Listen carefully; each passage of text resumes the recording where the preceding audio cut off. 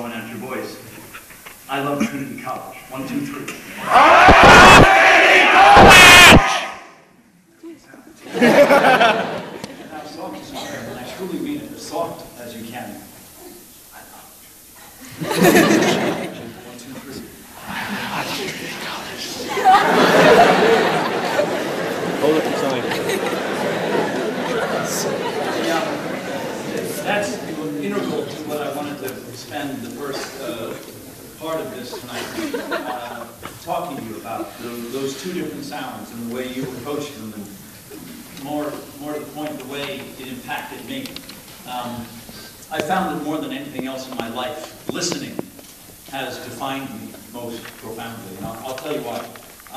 Early on, when one's in elementary school, I wasn't so great at studying and reading, and this stuff wasn't connecting. And so through almost a process of elimination, and also this, what would become almost this desperate bid for survival, I started to try to find things that I could do. So they kicked me out of Bible studies. I wasn't proficient in penmanship or math. And then the coup de grace was we had a manners and proper etiquette studies. That was a fucking disaster. I found it got so bad that by the time we matriculated to where, you know, we have the questions for the test on one page, and then the other page are these long columns that you're going to fill in with a number 2 pencil. I don't know if you guys have that format. But I just started making patterns. It was a series of crucifixes and things that resonated for me. No matter what I did, it always seemed to be academically unsatisfactory. So by the time I was 10, I remember I was at this pretty important crossroads. I had to find a way to keep up with everybody else, because the stuff on the page I wasn't digesting the stuff on the page. I couldn't organize it in my brain. But the one thing I could do, I could listen. I could hear everything they said to me, and I could remember it almost verbatim. And so as I realized that became a compensating tool, something I could use pretty deftly, I remember very clearly, honestly, as a 10 and 11-year-old, thinking like, I'm gonna get as good at this as I can, and this being listening.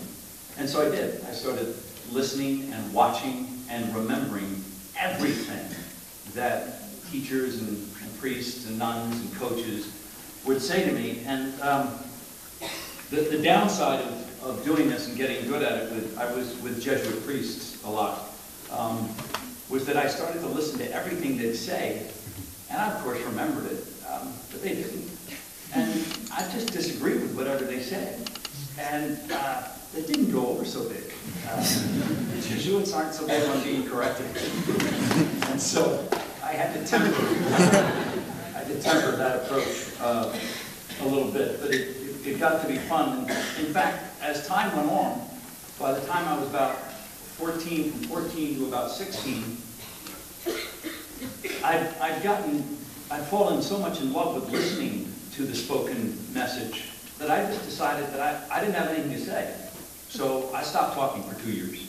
I kind of imposed this silence on myself, and I decided I would just listen. So I did. I went through whatever activities one does as a 14 to 16-year-old, whether it's sports or school.